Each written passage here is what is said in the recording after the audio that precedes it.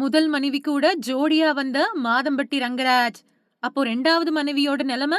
நடிகரும் சமையல் கலைஞருமான மாதம்பட்டி ரங்கராஜுக்கும் தனக்கும் கல்யாணம் முடிஞ்சிட்டதாவும், தான் கர்ப்பமா இருக்கிறதாவும் பிரபல ஆடை வடிவமைப்பாளர் ஜாய் கிறிஸ்டல் ராஸ் சமீபத்துல சொல்லியிருந்தாங்க. அதனால முதல் மனைவிய ரங்கராஜ் பிரிஞ்சுட்டாரு அப்படிங்கிற பேச்சுக்கள் எழுந்துச்சு. இந்த சூழல்ல முதல் மனைவி ஸ்ருதி கூட ஜோடியா நிகழ்ச்சி ஒண்ணுல கலந்துக்கிட்டாரு மாதம்பட்டி ரங்கராஜ். கோவை மாவட்டம் மாதம்பட்டியை சேர்ந்தவர் ரங்கராஜ். இவரோட அப்பா பிரபல சமையல் கலைஞரா திகழ்ந்தவர். அதை தொடர்ந்து பொறியியல் படிச்ச ரங்கராஜ் தன்னோட அப்பா வழியிலேயே பயணம் பண்ணாரு. பெங்களூருவுக்கு போய் அங்கிருந்த அவரு அதுக்கு பின்னாடி தமிழ்நாடு வந்து சமையல்ல தனக்கான தனி இடத்தை பிடிச்சாரு.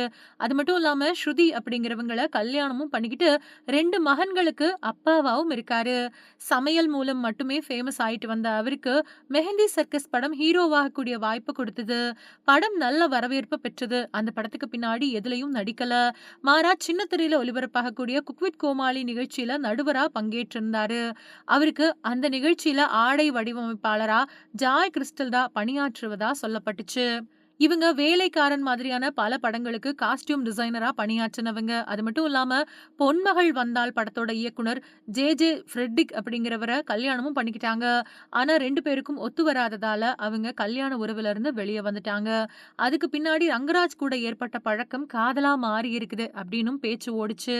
இப்படிப்பட்ட நிலையில தான் ஜாய் கிறிஸ்டலா இன்ஸ்டாகிராம் பக்கத்துல தனக்கும் மாதம்பட்டி ரங்கராஜுக்கும் கல்யாணம் முடிஞ்சிருச்சு அப்படின்னு சொல்லியிருந்தாங்க. புகைப்படத்தையும் வெளியிட்டிருந்தாங்க. அது மட்டும் இல்லாம 6 மாசம் நான் கர்ப்பமா இருக்கேன் அப்படின்னும் சொல்லியிருந்தாங்க. முதல் மனைவி ஸ்ருதிய விவாகரத்து செய்யாமலே எப்படி இவரு இன்னொரு கல்யாணம் பண்ணிக்கலாம் அப்படிங்கிற விமர்சனங்களும் எழுந்துச்சு. அதுக்கு ரங்கராஜ் இப்ப வரைக்கும் அமைதியா தான் இருக்காரு. முதல் மனைவி ஸ்ருதி கூட இது தொடர்பா எதுவுமே பேசல. இந்த நிலையில கோவை கொடிஷியா மைதானத்துல நடந்த நிகழ்ச்சி ஒண்ணுல ஸ்ருதி கூட வந்திருந்தாரு மாதம்பட்டி ரங்கராஜ்.